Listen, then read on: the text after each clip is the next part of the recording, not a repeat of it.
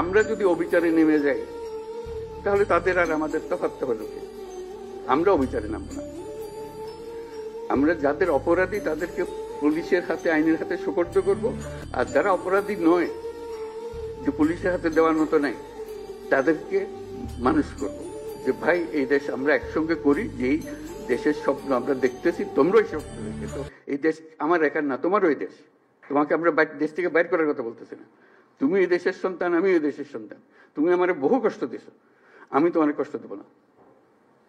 আমরা একযোগে যত তাড়াতাড়ি পারি এটা একটা সুন্দর দেশ বানাবো। এই করতে আসতে হবে তো আমাদেরকে, বোঝাপড়াতে আসতে হবে। সেই বোঝাপড়াটা তোমাদের থেকে শুরু হতে হবে। সরকারি পর্যায়ে বোঝাপড়া হয় না। কাজেই সেই জিনিসটা দেখো, যারা অপরাধী তাদের অবশ্যই বিচার করতে হবে, যারা অপরাধী নয় তাদেরকে সৎ পথে নিয়ে আসতে হবে আমাদেরকে এই দেশে থাকার জন্য।